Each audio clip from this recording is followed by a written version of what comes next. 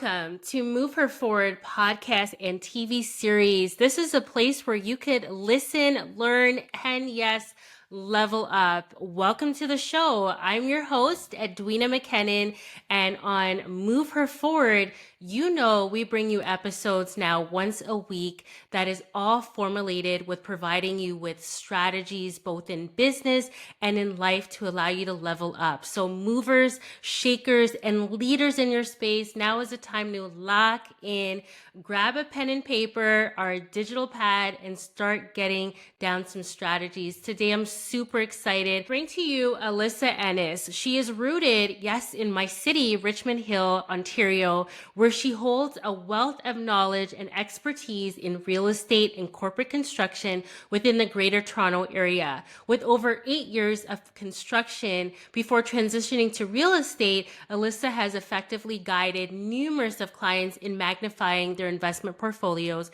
by securing and managing a lot of different investment properties. She holds a McMaster University Alumni Foundation and Studies, and her approach is really unique, where she looks at building practices and strategic partnerships within the construction industry. Alyssa not only stands out as a decisive leader, but she is an amazing problem solver, but also champions opportunities within a lot of different communities, reflecting on commitment to not only professional excellence, but social responsibility. Something truly exciting about our guest is she's going to be appearing on CTV Listing Large October 16th, where she's going to be featured as a real estate agent at the We Realty. I'm so excited to bring to you our special guest for this episode that is going to be dropping gems. Welcome, Alyssa. Nice to have you. Thank you so much, Edwina. Wow, what a warm welcome. I've never heard anybody say a bio about me, so that was awesome. Thank you. Thank you. Honestly, all my guest speakers always compliment me on the bio that I create for them because honestly, you all are such amazing, powerful forces. So the bio only makes sense. Oh, thank So you. thank you again for being a part of this movement where we're going to be moving not only Black women and women forward, but we're going to be also working as a collective unit where we now have a lot of different male speakers joining us. So my Absolutely. listeners that have been joining us know that I love to take the fluff out of the conversation and let's just dive right into strategies. So with that being said, what advice would you give, especially to our Black women looking to harness their personal power and really stay resilient in the face of adversity? So, in terms of harnessing power, I really feel like as women, women of color, Black women, we need to know who we are. I feel like it's deep rooted. It's an internal knowing that stems from generations and generations. And unfortunately, a lot of us, Black people, some of us don't know our histories, right? I mean, in the Caribbean, if you're Caribbean, we might have been descendants of slavery. If you're African, you may have a strong direct tie and you know exactly what tribe you come from. Irregardless of what background you come from, having a foundation and doing a little bit of research into who you are is going to help you harness that power, in my opinion. Absolutely. And you made a really nice point that I love to highlight is like really learning about your history. I'm a history fan. I think the first thing that I started to do when I was trying to really learn about who I am and what I bring to the table is really just looking at our history. So that's such a powerful point. You've probably gone through a lot of personal challenges in your, journey of life. What strategies would you say that has really helped shape your journey? And how did you kind of navigate through and overcome these particular obstacles that you went through? hmm You know what? I think just maintaining a growth mindset was really, really important for me.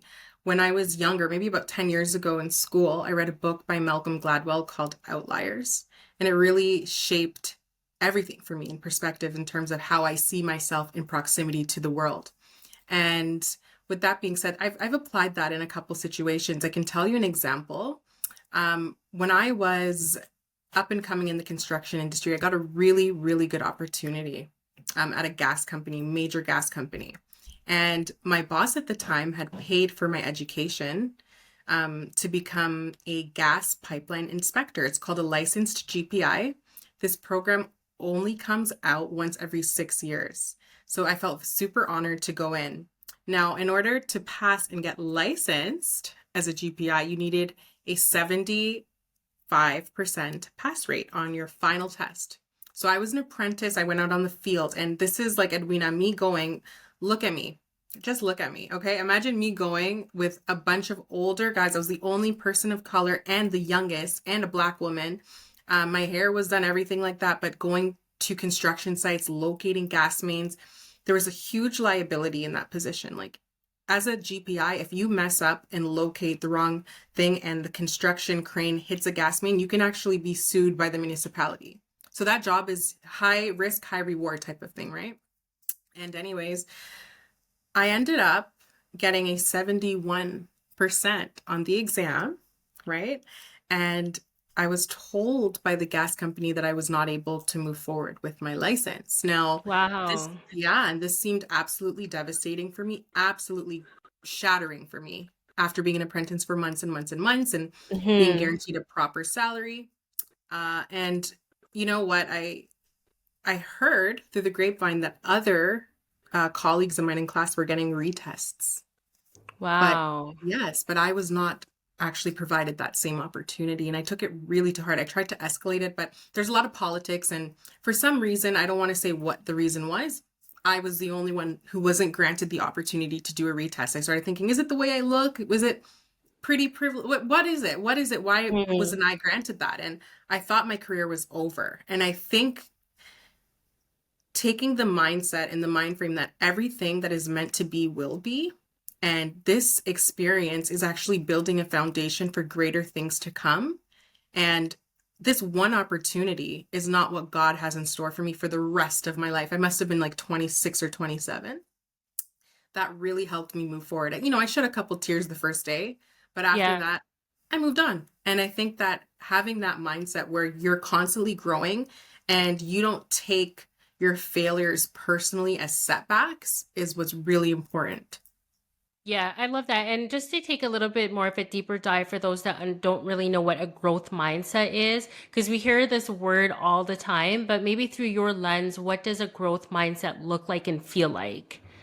Right. So it just means for me personally, not feeding into limiting beliefs. And limiting Hmm. beliefs, for those who don't know, are just things, beliefs, ideas out there that basically hinder you from moving forward, whether it's fear, whether it's anxiety, whether it's I can't. You have to kind of switch that flip and say, I will. And what's Hmm. the next step for me, right? Whether it's you want to increase your financial literacy, you want to do well mentally, spiritually, emotionally. There's so many aspects, but there's always another level, and that's growth mindset to me. You kind of highlighted or touched upon this, dealing with stereotypes, right? There's definitely, a lot of different stereotypes that we face.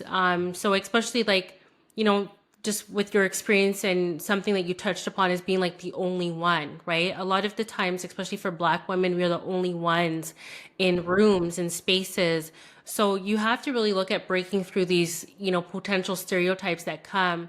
What Right. steps have you really taken to navigate and break through these potential stereotypes when, you're the only one in a room? Right. So I think when I was younger, being the only one in a room would really, really intimidate me because I would be thinking, great, I'm the representative for my race at this point. Right. And, am I going to have to work 3 times as hard? We always heard that growing up, you're going to have to work 3 times as hard, right? So, but then it becomes really, really the word is just taxing, right? Really taxing to show up in a work environment and always be looking over your shoulder, right?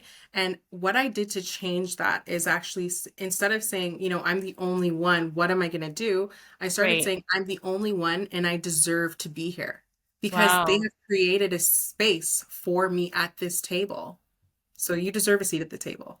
Yeah, that's like a mindset shift, right? And Right. I know it's easier said than done, but before like even going into that room, what do you tell yourself in your mind? Yeah. So what I tell myself is that I am qualified, Hmm. I am worthy, I am meant to be here. over and over again, I'm qualified, I'm worthy, I am meant to be here, right? And just having that prep talk, because nobody else is going to give it to you, you have to give it to yourself, helps me a Hmm. lot.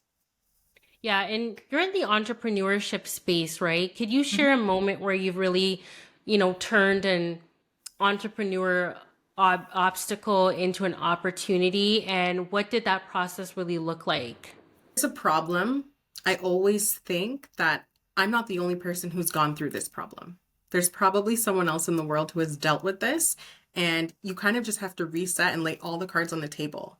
I go into research mode, right? I start going on YouTube, I start pulling all my resources, Google, right? Trying to, if we're talking about a specific challenge that I have, I try and look for other people who have gone through that challenge, right? Because if I'm able to kind of mimic or learn what they have done to overcome it, I can apply it to myself. And also reaching out to mentors, reaching out to different people that I look up to in business to help me problem solve throughout the way. It's all about problem solving for me. Yeah, and I love that you touched upon something that is really a strategy is like if you are going through something, there's definitely somebody that's already gone through it. So it's For like almost sure. like finding the blueprint as Mhm. to how you can overcome because they've overcome and really looking to see or tracing back to see, okay, what was the strategies that they used to really overcome this particular situation? A lot of Right. the times, like we think that we're the only ones going through something. And then when we start to look online or we start to talk with people, we start to realize that, okay, it's not just me. Exactly. And that's really interesting because then it goes into my next question, which is about community and network building. And actually, that was one of the ways that I actually met you was through just networking, right? And, us both building out our communities. So could you share a few strategies or two that you found really effective in building and nurturing and really empowering your community, especially for Black women? Absolutely. So I feel like, these are the days of social media and the internet, right? And the internet's an interesting place because I feel like you're able to kind of curate the perception and version of you that you want to show up in the world as. It's your avatar, right? And I've kind of leveraged that as a connectivity tool. So I'm super open. My page is public, my DMs are open. I respond to everybody, Edwina. Honestly, I have so many people DM me and I don't leave anybody on red. I don't care who you are, right? Because I want to have the opportunity to connect with my community, right? And as you said, we met at an event. It was wonderful. Putting yourself out there, right? Not just staying indoors and thinking that, the gift of whatever is going to fall on your lap. You actually kind of have to put yourself out there. So whether it's going to conferences, whether it's going to events as well, those are things that help empower the community and that are for the community. Yeah, I love that. And something that you said is just like putting yourself out there. And like sometimes even I get those questions like, why do you go out so much? And it's like, why don't you? Yeah, right. You have a few options in this earth. You can stay within your bubble or you Mhm. can burst your bubble and start to really meet new people. And just like tracing back, I don't like to talk about this, but the pandemic, right? It really locked us in Yes. our homes. And I got to realize, especially because I'm a social butterfly, I got to realize like humans were really built and created to connect and collaborate. And when that's taken away from us, as you can see, there was anxiety, depression.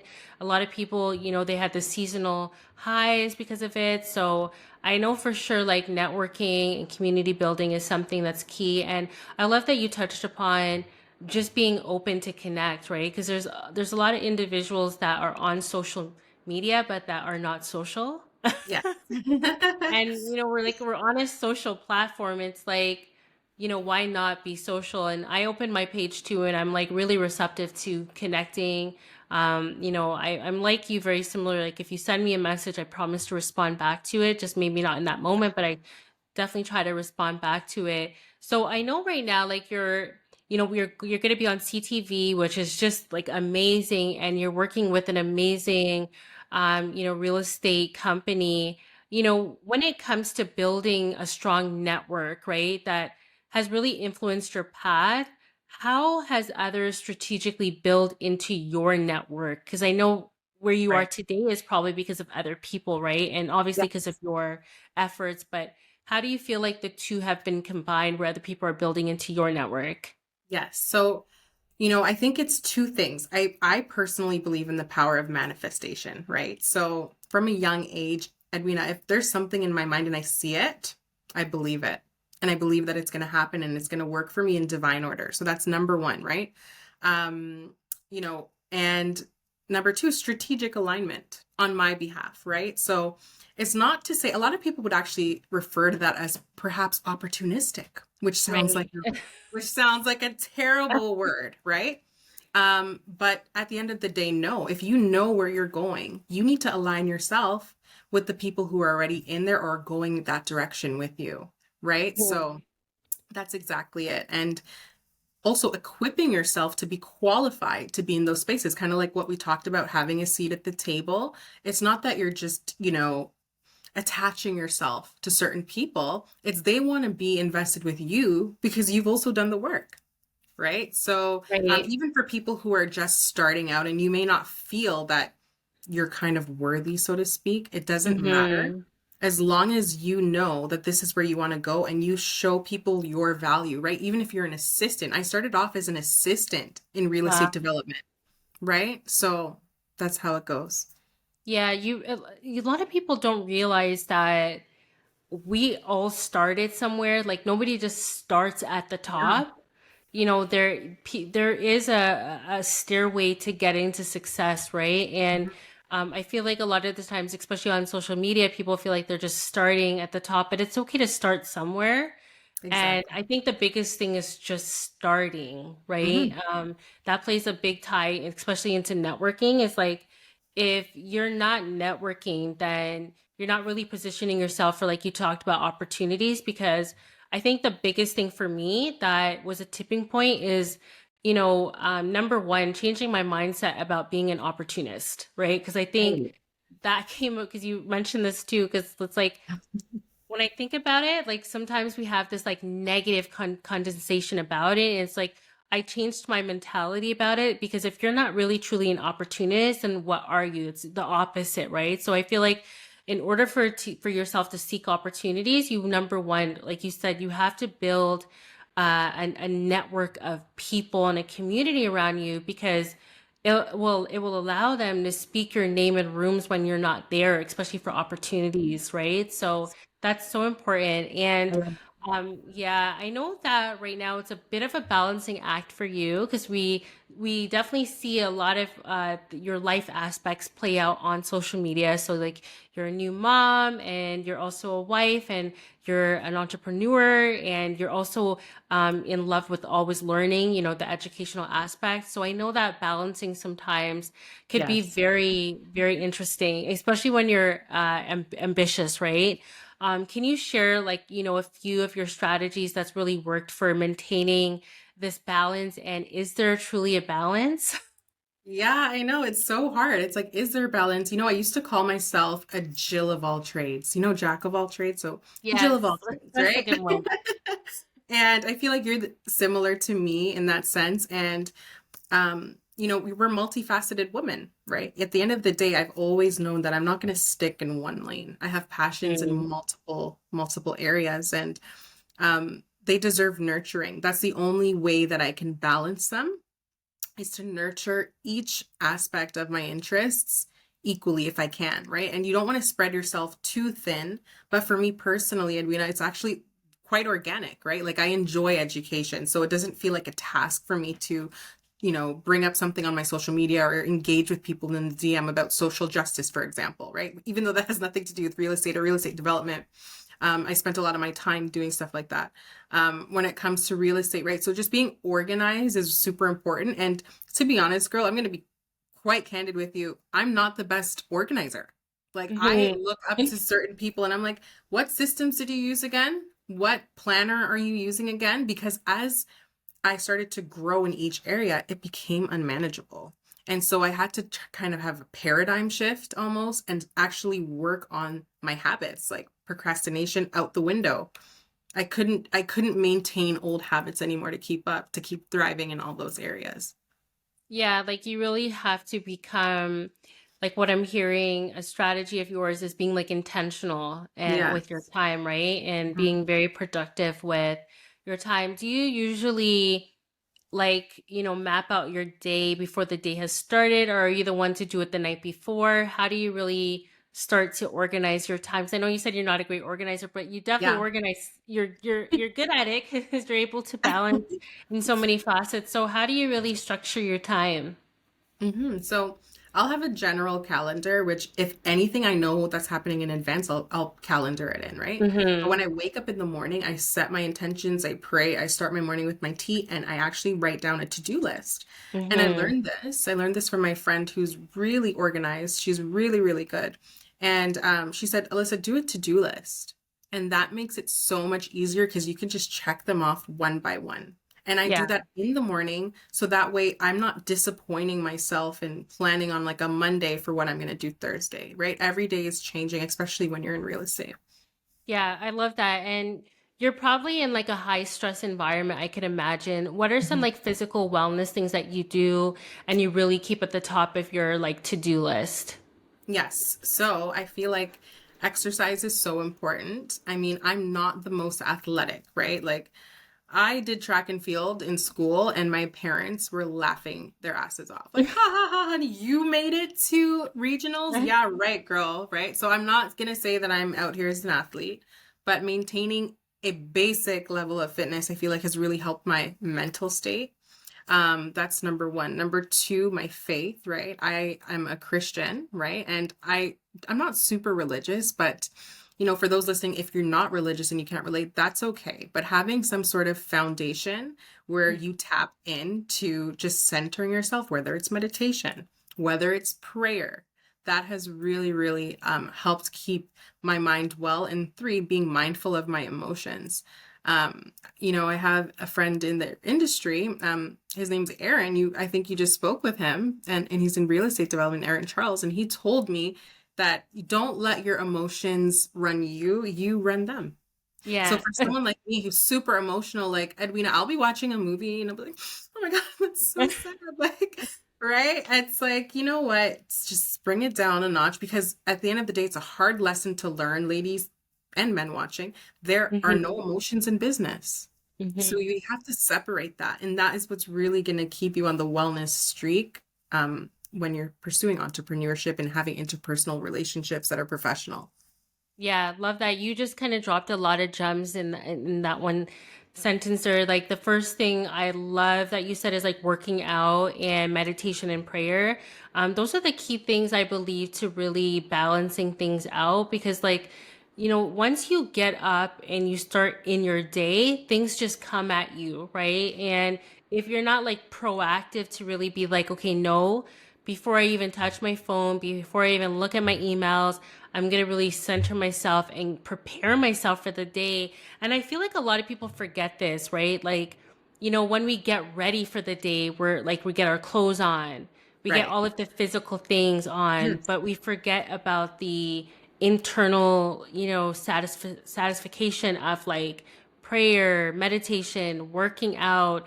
I remember a long time ago, actually, I met this multimillionaire and I asked him what were the keys for his success. And he said two things that I've held on to. And it's like most of my guest speakers are like very in alignment to this is like waking up and working out and meditating or prayer. And those were the two things I held on to. And like, honestly, all my speakers that I bring on to my podcast is very in alignment to these beliefs. So it's like really interesting that you said that, like, that is really how you set the tone Yeah, for you and sure. your day, right?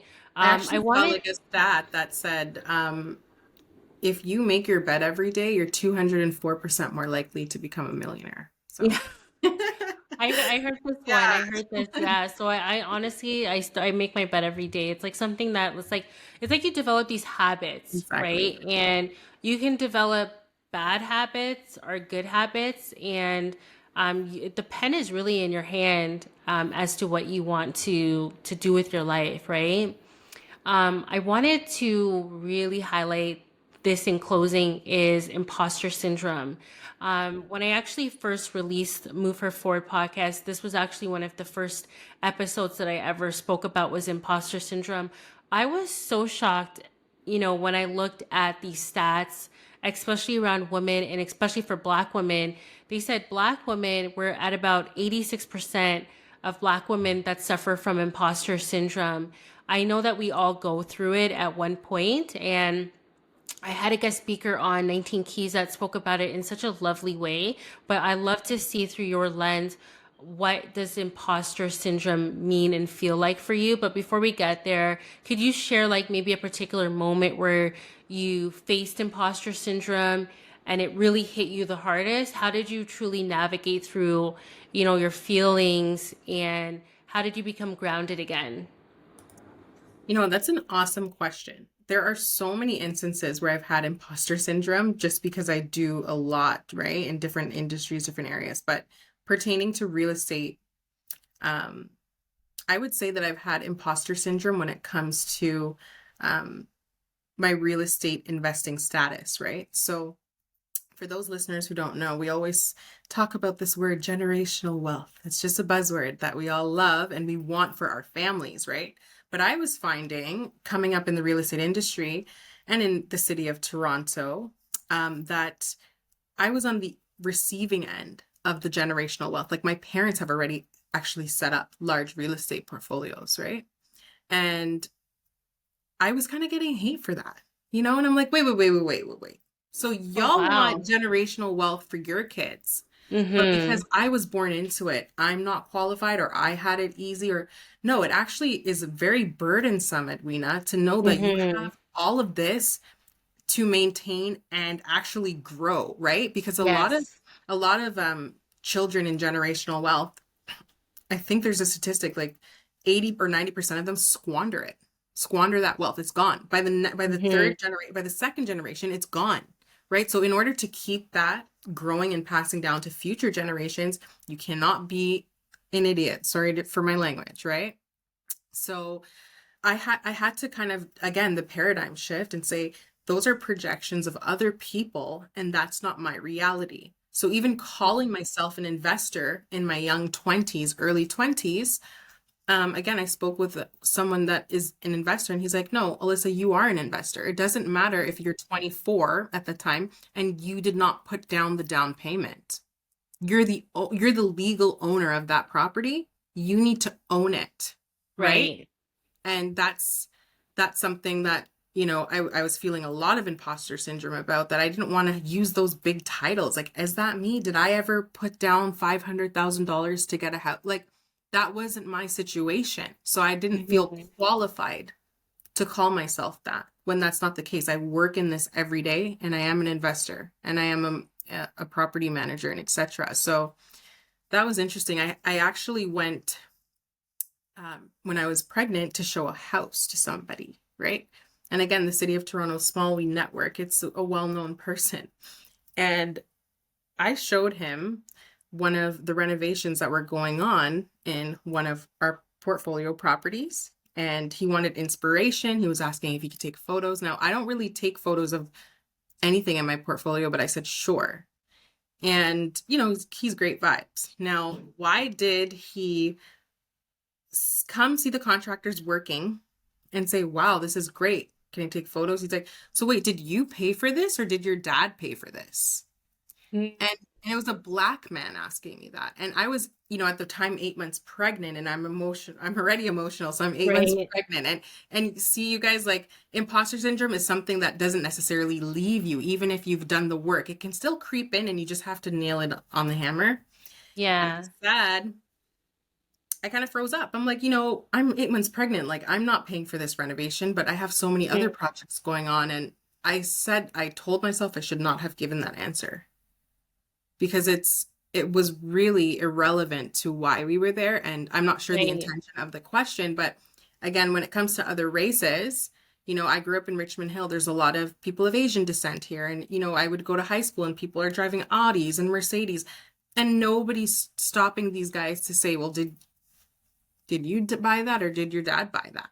right? But when it's a Black Hmm. woman, we always get questioned about how we acquire things. How did we get things? Why are we in this space? And we just have to own it. Yeah, that's so true. And I love that you said that, like, you really just have to own it. Imposter syndrome comes from a feeling of feeling fake. Yeah, And if we actually look at it, it's something really deep rooted because in a lot of different industries, we were not at the table when things were being built, right? So it's just like almost like when your parents were doing, or when your parents were looking at building generational wealth, you were physically not there, but they had you in mind, right? So a lot of the exactly. times we feel this gap because we weren't really at the table, right? Doing and making these particular things for our industry. So I think you said something that's just such a key strategy is just like self belief, right? Because things are so embedded and deeply rooted, especially within our or within our culture. We have to just be very careful of, what we're opening into our space and how we're also responding to it because we're always going to get these questions, right? And sometimes it's not about what they're asking, it's about our response to it. And Exactly. right? And you could have responded in so many different ways, but it's like at that moment, it's like they're almost dealing with imposter syndrome, Right. on their end versus you. So I love that you spoke about that. And in closing, what I do with all my guests, because our main focus is to move forward. That is our main focus. So, Alyssa, through your lens, if there's one actionable tip or advice that you can give to our listeners right now to move forward in no matter what industry, no matter what job they're working, either a 9 to 5 or an entrepreneur, what is that one thing, that burning thing that you want to tell our listeners as an actionable advice right now? Need to create opportunities for yourself, right? And solve problems, right? So whenever it comes to wanting to have these big ideas and grandiose things, sometimes we just have to scale back and say, I see a problem that I want to address. And what is that? And number two, um, knowing that there's infinite amount of possibility, right? And in our city, for those listening, we're in Toronto, has a crabs in a bucket mentality sometimes. And I feel like there's enough for everybody to eat, right? So I don't complain about the food that's on my plate. I wanted to eat, right? I wanted to grind. I wanted to make it to the next level. And I think that's the biggest takeaway is that there's infinite amount of possibilities no matter where you are. If you're not going to do it, someone else will. Yeah, I love that you said that. And it's interesting. A lot of, I guess, speakers are talking about the crabs in a bucket mentality. And I just love that we're just ready, full force on a movement, just to really move forward and to get out of that mindset. And, it's a little bit unfortunate, but some are still in survival mode. So when we look at history, I remember listening to the story where there was something that happened in Africa where we were all placed in a box, and you really had to be like a crabs in a bucket mentality, trying to step on each other to get out of the box. So it's almost like we're kind of moving out of that. So it's really encouraging and exciting to see. But yeah, you dropped so many different strategies and gems. I thank you so much, Alyssa, for being a special guest today on our podcast. And what is something exciting that we can look forward to that's up and coming in your brand? Yeah, so we mentioned earlier that the television show is coming out, and that's awesome to showcase my real estate brokerage, Wiltshire Eccleston Realty, and what Odine and Lamont have going on. They're awesome pillars in this city. For me personally, I am working on a couple of development projects within my family, so that's something that I might display on social media, I might not, but I think, it's just, I think it's just beautiful for us to just engage in self-development. And quickly before I go, what you said about the crabs in a bucket and just being people of color, right? Like these mindfulness practices, these tasks that we work on ourselves every day for, it's literally for future generations because of epigenetics, because of that it can literally change your DNA. Sometimes we have what are called blood memories in Indigenous cultures where we're remembering things from our past. Sometimes I have feelings and memories that maybe someone in 400 years ago went through, but it's running through our blood, right? So when we Yeah. make a conscious decision to show up, we're actually making ourselves and our future generations better.